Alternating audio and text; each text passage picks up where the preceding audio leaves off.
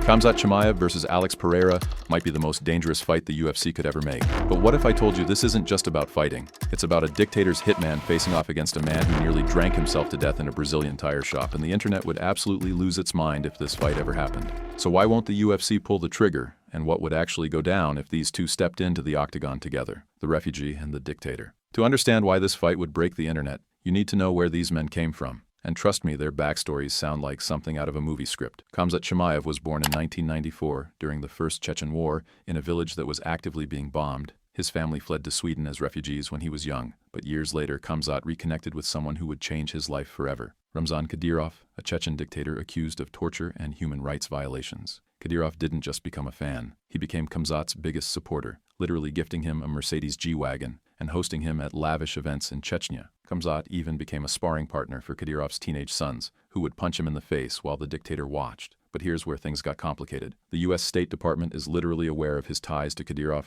which has caused serious visa issues for the fighter. And when Reddit users talk about this relationship, they call Khamzat the nanny of Kadyrov's kids, and say he's been reduced to a glorified propagandist. This isn't just UFC drama. This is geopolitical controversy at the highest level, from the favelas to UFC gold. Now let's talk about Alex Pereira, because his story is equally devastating. Born in the favelas of São Paulo, Brazil, Alex dropped out of middle school and worked as a bricklayer's assistant, making almost nothing. He started drinking at age 13, and by 16 was consuming nearly 1 liter of cachaça Brazilian alcohol per day. Pereira worked at a tire shop where his co-workers literally paid him in alcohol instead of money, pushing him deeper into addiction. He was so poor he thought owning a motorcycle was a dream, a car was maybe possible, and a house was, quote, no way too far from reality. It took him 4 attempts to quit drinking before he finally got sober and found kickboxing as his escape. Today, Alex Pereira is a 2-division UFC champion and the only fighter in history to hold 2-division titles in both MMA and kickboxing. His left hook has been described as having a sickening thwack-thwack sound, and he keeps his left hand deliberately low before throwing it to hide the punch. But despite all his success, there's one major problem: wrestlers are his kryptonite. So what happens when you put a dictator-connected, undefeated wrestler against an alcoholic-turned-knockout artist who's never faced anyone like Khamzat before? The statistical anomaly. Here's where this fight gets interesting from a pure numbers perspective, because the stats don't make any sense. Khamzat Chimaev might be the most dominant wrestler in UFC history, but in some fights his striking accuracy has been measured at just 6%, with only 37 out of 567 total strikes being significant. Yet in other fights, he's posted a 95.6% accuracy rate when he actually wants to strike. His takedown success rate sits at 70 to 75%, and in one fight he went 7 for 8 on takedown attempts. He's a 3-time Swedish national champion in freestyle wrestling, and in his first 2 UFC fights, Khamzat landed 192 strikes and absorbed only 2. That's a 96-to-1 ratio. He knocked out Gerald Meerschaert in 17 seconds with a single punch. On the other side, Alex Pereira stands 6 feet 4 inches tall and walks around at 220 pounds, the same weight as former heavyweight champion Stipe Miocic, but fights at 205. His secret weapon is that he does a slight level change, a mini bounce, before uncorking his left hook, essentially leaping into it with his entire body weight. Pereira won the Glory Kickboxing middleweight and light heavyweight titles, simultaneously becoming the first fighter to hold 2 undisputed Glory titles at once. His kickboxing record stands at 26 wins and 7 losses, with 2 knockout victories over Israel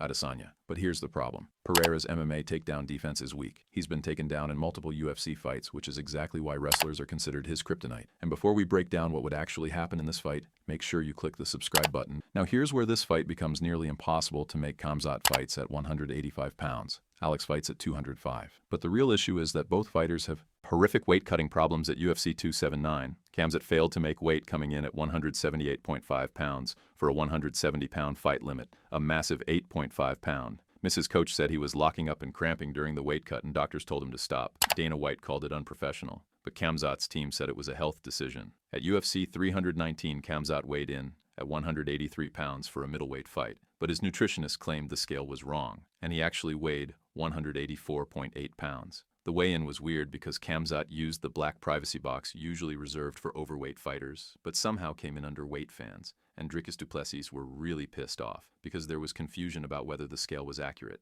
Meanwhile, Alex Pereira walks around at 220 pounds and cuts down to 205 for light heavyweight. When Khamzat called out Alex back in 2022, Alex responded by challenging him to fight at 205 pounds. But Khamzat declined. Reddit users noted that Khamzat looks tiny compared to Alex, and in training footage with Alexander Gustafsson, Khamzat looked significantly smaller. So if they fought at 185, Alex would be cutting 35 plus pounds. If they fought at 205, Khamzat would be moving up 20 pounds from his natural weight class. The question becomes, who would die first during the weight cut, and would the fight even be fair? This isn't just about two fighters stepping into the octagon. It's about two of the most rabidly defensive fan bases in all of combat sports trying to destroy each other in comment section. Khamzat fans are Chechen Russian and Muslim supporters who spam "smash everybody, kill everybody," his catchphrase on every social media post. Alex fans are Brazilian kickboxing purists who worship knockout power, and both groups think their guy is literally unbeatable. Reddit threads about this matchup are nuclear wastelands of arguments with comments like, "Khamzat will submit Alex in 10 seconds," versus "Alex would kill him with one hook." One Reddit user said if Chimaev were to compete against Alex, he could potentially face legal repercussions, implying Khamzat would dominate so badly it would be considered assault. Another said Alex will either knock out Khamzat in the first round or end up getting submitted, showing just how polarized opinions are. Khamzat has been criticized for calling out smaller people and pretending to be held back during fake beef with Paulo Costa. Fans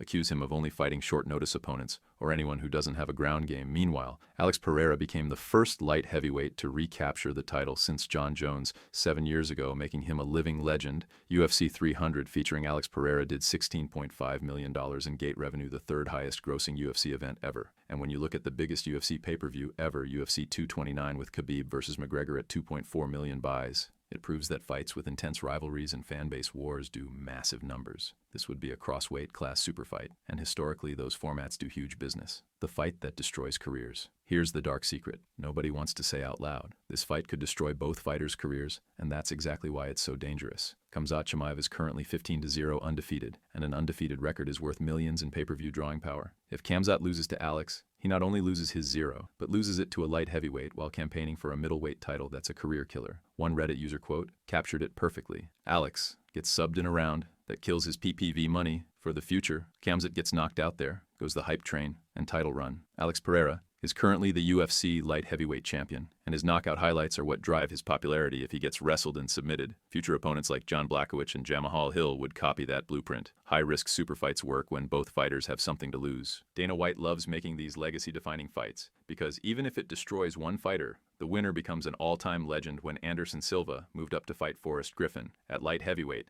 and destroyed him, Silva's legend grew exponentially. The UFC hasn't had a true super fight between divisions with this much hype since Conor McGregor fought Eddie Alvarez for the lightweight title back in 2016. So will this fight ever actually happen? The honest answer is probably not. The UFC has been accused of protecting Alex Pereira by only feeding him strikers. He can knock out while avoiding wrestlers like Magomed Ankalaev, who could expose his grappling weaknesses, and Khamzat's visa issues due to his Kadyrov connections make it nearly impossible for him to fight in the United States consistently. But if this fight did happen, the internet would absolutely explode. You'd have political controversy with dictator connections, extreme poverty to riches narratives, a style clash paradox between wrestling and knockout power, weight, class warfare over who dies cutting weight, fan-based nuclear war with international chaos, and career-ending stakes, with undefeated mystiques and pay-per-view drawing power on the line. This isn't just a fight, it's a cultural event, and whether we ever see it or not, the debate alone proves why combat sports will always be more than just punching and kicking. It's about stories, legacies, and two men who escaped death to get here and now.